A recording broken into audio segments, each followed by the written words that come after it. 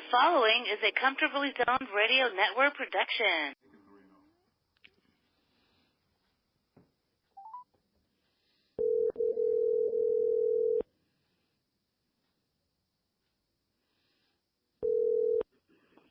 Hello. Hey, Jack, a little Yankee baseball? Sure, why not, Ralph? Sounds good. All right. You are with Jack Degraw and Ralph Tyko. It's New York Yankee baseball, past, present, and future. And I've got the man to talk about the team that is hotter than a popcorn fart.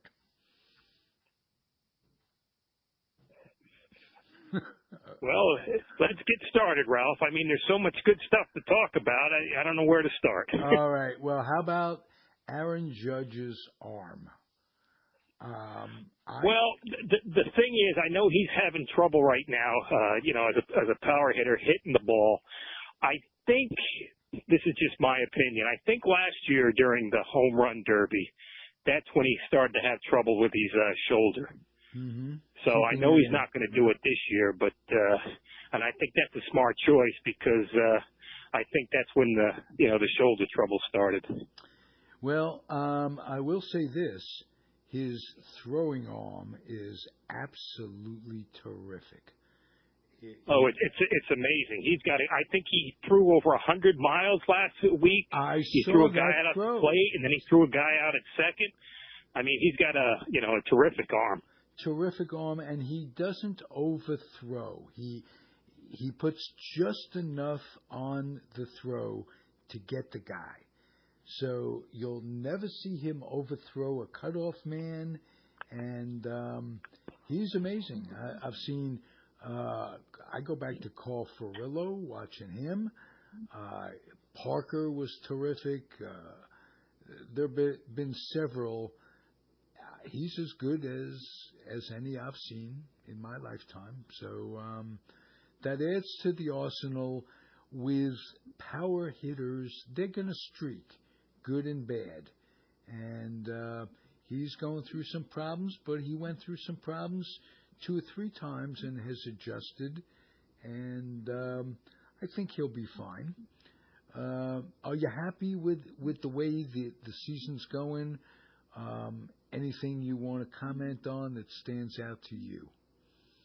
Well, the thing is, they're playing so well, and the interesting thing is, if you look at the lineup, a lot of these guys, their averages aren't too high, and they've had certain points of the season where they struggled, but they're still able to win and score runs. And I think, when everybody takes off, I mean, this is a team that could, looks like it's going to win 100+ games.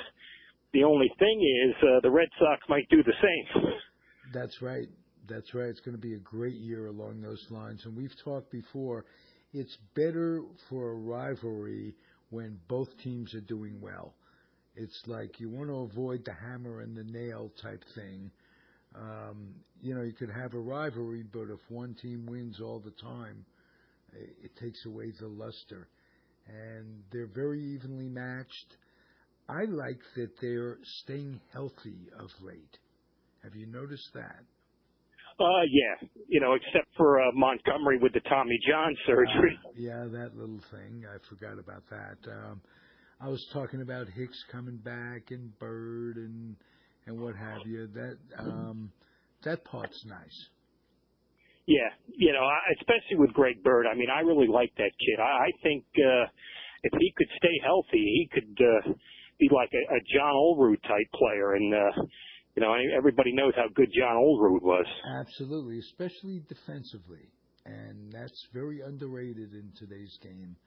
But Bird is all of that, and I like him a lot. Gotta like the 2 young kids in the infield, Gelbar and Andres. Yeah, Andujar and Torres. Yeah, well, the thing is that's really impressive, Ralph. I mean, like, even when they have a tough streak or they make some errors and stuff, they're so tough-minded, mentally mature, that they don't let it get them down. I mean, they might make an error early in the game that doesn't affect their hitting or it doesn't affect their fielding the rest of the game. So I think in the minor leagues they advance these kids like, an extra level. They pushed them through the system, and they got a lot of mental toughness. And when these kids develop, they're going to even be better than they are now. Yeah, I was one that said it was a terrific gamble. At the beginning of the year, I said it's a terrific gamble. 2 out of the 4 infielders are rookies on a championship contender, and I've been proven wrong. So I'll say that they came on much faster than I thought they would. And well, I agree with you there, Ralph. because I thought they made a bad move in letting Frazier go to the Mets. Thank God for the Mets that they got him. I think he's the one. I'm going to tell you this. This is the Wednesday night before the big series between the Yankees and the Mets. And Frazier just came back from the DL. The Mets have been decimated by bad luck, by injuries, by poor play, this, that, and the other thing. I think Frazier coming back is going to make a terrific difference, and I think the Mets will show themselves well this weekend. That's my prediction. He's got intangibles going that I'm sure the Yankees. I was more sure the Yankees were going to miss when earlier in the season. They don't seem to be missing it because of Gelbar coming on and Andujar. So you gotta like it. I'm a Met fan. I gotta like it. It's if it works out for both teams, that would be terrific. Well, I'm sure you remember too, Ralph, in the 80s, like the mid 80s, when the Mets were really at their peak and should have won more than they wound up doing. The Yankees also had an excellent team, so you really had a rivalry then, and it's been quite a while since we've seen that.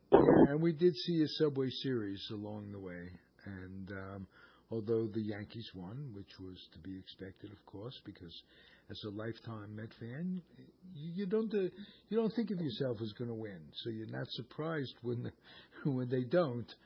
But I'll take my hat off to the Yankees. I grew up hating them, and but respecting them, and begrudgingly, I find it difficult to root against them.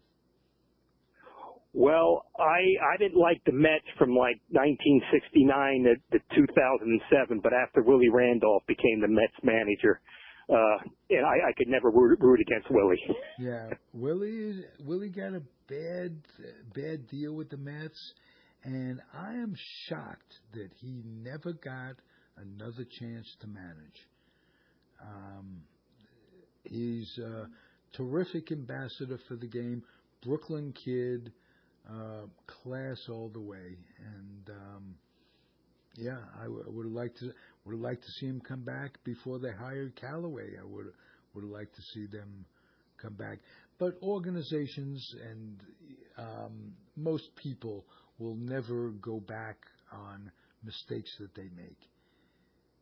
Well, I'll tell you, Ralph, Willie Randolph is down here for spring training, and he's here for 4 to 6 weeks. And I mean, he works with the kids. He's out there every day, working with the infielders and everything. So I'm surprised, he don't get a coaching job somewhere, because he's in great shape, and he was a terrific player, and he's very knowledgeable, and he did a good managing job with the Mets. So, it's kind of, difficult to figure out why he's, not still in baseball. Well, he may have a mind of his own, and that doesn't bode very well in big business. And baseball has become just that. It's big business. Now, you live in Florida, and while we're on the subject of big business, can you give us some idea what an industry spring training has turned into? Well, I'll tell you, Ralph. I mean, when I come down here in the spring of 2005, it was like, you could go to the games and you could go to the practices and get autographs. And there was a good majority of the tickets were like, $5, $6, $8. And now, I mean, sometimes the cheapest ticket in the place is $20. And I mean, like the Yankees is $27. And then, the next game, like against the Red Sox, could be $80. And we're talking standing in the outfield. And another. That's the point I wanted to make, is that they changed the prices based on which teams they play. Yeah. And it's not just the Yankees that does that. It's all Major League Ball. And they do that during the regular season as well for games. I think the fans are being ripped off by that. Well, it's a shame, because it's becoming like a rich man's game, and it's sorry to see, because when we used to go to games, we could talk about Mickey Mantle, we could talk about Bobby Thompson. Now what are you going to talk about? The great steak you had, and I think the Yankees won. Yeah. Yeah. Well, what's really sad is that people are not going to be able to pass the game on to their kids, because I'm thinking back to when my grandfather would take me to games. He was basically semi-retired, and he wouldn't have had the prices, even if you talk about inflation. Whatever he'd be retired from wouldn't be enough to go out to 34 games a year. Let's put it that way. No way.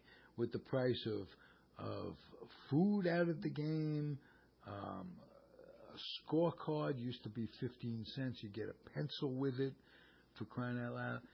It just it's not conducive to future fandom for kids, and they're not going to have memories to look back upon if they're not taken to games as a kid. So they're not going to want to go to games, and conversely take their own kids to games later on. Baseball's killing the goose that laid the golden egg. And it's a shame to see. I mean, they're so greedy. They don't want to help the old time players, and the prices the fans can't go. It's just I've been turned off a lot by it, Ralph, because we remember how it used to be, and we see how it is now, and it's not for the better. It's not for the better, but there is something that keeps drawing us back. Something that keeps MLB baseball station on, 24 hours a day. We watch it and we look, and you had the draft going on in the last few days, which is a sign of the future. I like those times. I watch it. I like the reactions of the kids that are drafted. I like the way they thank their families. And I also take note that there was a convicted child molester who is up for the draft, a prospect up in Oregon somewhere, does not get drafted. Big article in the Daily News about that. And I thought that was nice. Just to take note of that. It's a sick world, and not bringing anybody sicker into the game certainly helps. On that note, Sonny Gray is turning it around, and that previous conversation has nothing to do with Sonny Gray. Believe me. This is the best segue I have, though, for an old guy. You can't beat that. And Sonny Gray is definitely turning it around, and I like to see that. Have you been impressed with that? Well, Ralph, he had 8 shutout innings tonight. I don't worry about him. I believe he'll turn it around, and I think by the end of the year he'll have at least 15 plus wins. Yeah, he's well on the guy's a quality pitcher, and he has some rough outings. New York, is tough to play, and everybody, or a good majority of the people, panic right away. But I think when he gets his 30, 32 starts, you'll see at the end he'll have 15, 16 wins. Yeah, How do you feel about Tanaka? Gotta love that. Gotta love his pitching. Well, he has a bad outing every once in a while, but when he has to turn it up, he can do it. I don't worry too much about the home runs. I mean, if you have a 3-4 run lead, you give up a home run. I mean, get it out of the way instead of walking guys and giving up a couple singles and stuff. He always seems to do well enough to win, and I mean, he was lights out in the playoffs last year, and he comes out the last start he had. He was terrific. So the pitching is not as bad as a lot of people seem to think it is. I mean, they're like fourth in the major leagues in pitching, I believe, or in the American League. So yeah, I downplayed Montgomery's injury a little bit because I'd forgotten about it. That's going to hurt them a little bit. That they're going to have to do something, I think, in August to bring some pitching in. Cole Hamels is out there. There was a lot of talk about that a few weeks ago. That seems to have died down. Well, I'm sure they'll pick up a pitcher or two. I mean, they've got so much talent that there's a lot of kids now in AAA for the Yankees that should be in the big leagues, and I think you can't let those kids rot down there because eventually you're hurting their careers and you're hurting yourself by not pursuing a pitcher. Hey, do you remember, Jack, how it used to be in the old days when a team could let a kid rot in the minors and oftentimes did before free agency and before the advent of the Rule 5 draft and what have you? Things have turned around and there's much more fairness. A kid can play. They'll find him in the minors. And consequently, when it comes to making deals, the Yankees are definitely well stocked at AAA, and that's why I think they'll do well. Also, Pedroia with the Red Sox came back and then went back on the DL, and I hate to see that. Really, I hate to see injuries control what's going to happen. Well, he's a gamer. I mean, I have nothing respect for Pedroia. I mean, he comes out there every day and he gives it his all, and terrific overachiever. Yeah, I think he's a Hall of Famer. And I mean, all the Red Sox throughout the last 20, 25 years, I mean, what an organization they have. What a team. They battle you right to the end. They're just like the Yankees. Yeah, it's nice to have that rivalry. The Yankee Red Sox rivalry rivals, if you will, the Giant Dodger rivalry for all-time greats. Any other rivalries that you could think of that you think will continue to develop in history as great ones? Any others that stand out in your mind? In baseball, well, in the coming years, we might have the Yankees and the Astros. That's true. That's true. You might have the Mets and the Yankees again real soon, because that's a natural. And what? Oh yeah. Again, it's the hammer and the nail lately with the Mets, who are just having a horrible year. They lost a 1-0 game today to the Orioles, who they cannot get hitting. I think it's been like 48 innings in a row. No, they scored a run somewhere along the line, but it's crazy. But rivalries, what a natural when there's a Subway Series, when there's and that's coming up, so I'm getting excited about that. There was a hypothetical trade made on Facebook. Guys were talking, and I think this came out of a newspaper article. Would would the Mets and the Yankees ever deal with each other, do you think? I think it's possible, but I don't see a trade of that magnitude happen. With getting those two pitchers from the Mets, I just think talking about Degraw from the Mets or Degraw from the Mets. Degraw. That's what. I don't know where that came from. Do you, Jack Degraw? No. No. It just came out of nowhere. DeGrom. I'm the dope. So let's get to what they were proposing. I think they were proposing like DeGrom for Romine and one of those two infielders as well. Were one of those two infielders, was it Gelbar that they were talking about?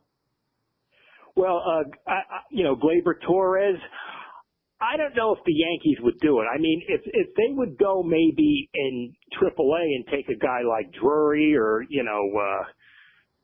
maybe Billy McKinney or somebody like that. But I don't know if the Mets would do it, because could you imagine if that kid came cross town and, they win a couple World Series with him? I mean, the backlash. That's very true, but Gleyber, I can't pronounce names. You've noticed that. Could be a superstar, and it comes down to if you're going to ever trade a pitcher for a position player. It's my opinion that the odds are you'll do better trading for a position player. Yeah, I agree with you, because a pitcher, one pitch, he's done. Right.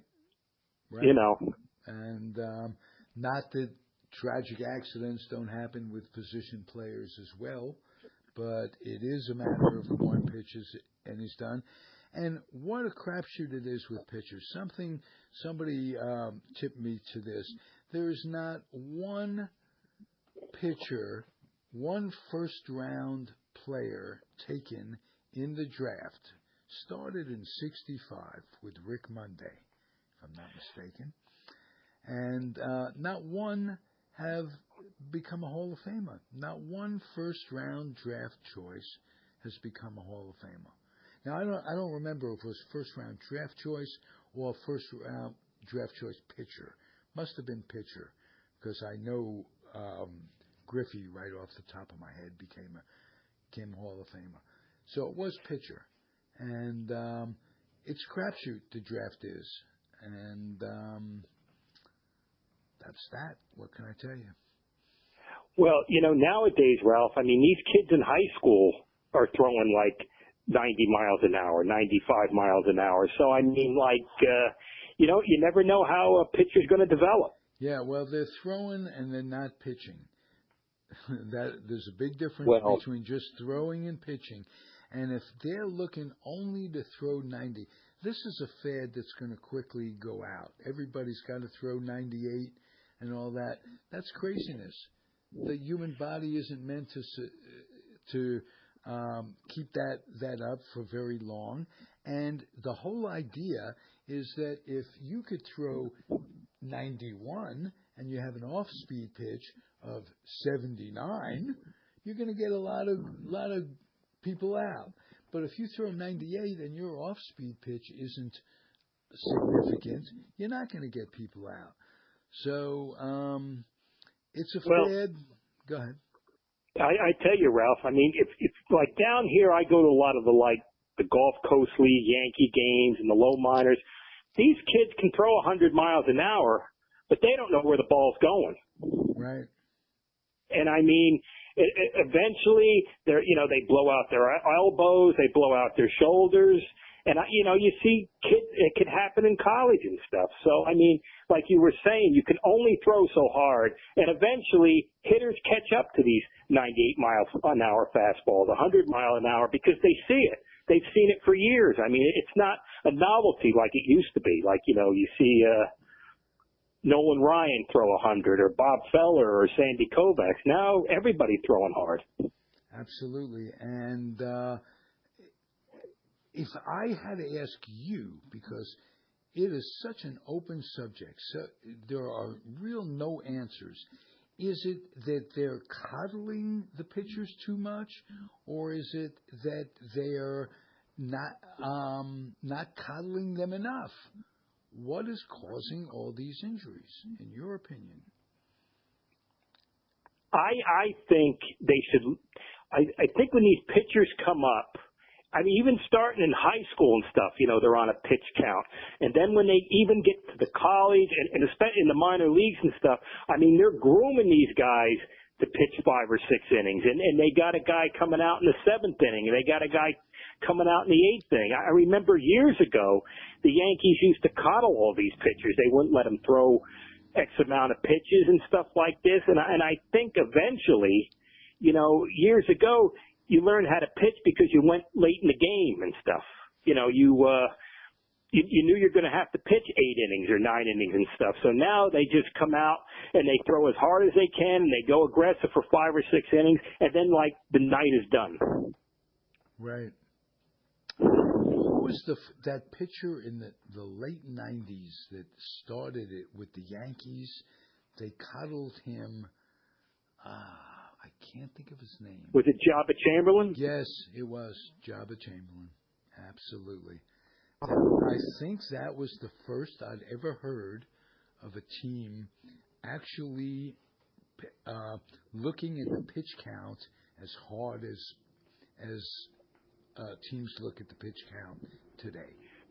Well, I remember with Chamberlain, I mean, I seen him down here with the Tampa Yankees. He blew through the minor leagues. He was in Tampa for a while, then he went to Trenton, then he went to Scranton, then the last month and a half or so, he was with the Yankees coming out of the bullpen.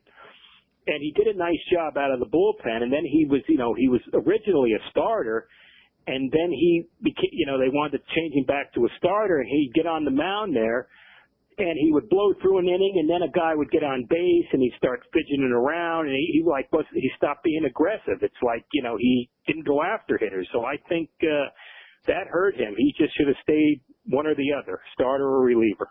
Now, here's another theory I have, Jack. It's just not the pitch count that, they automatically click it off on the clip. Well, 100 pitches, that's it.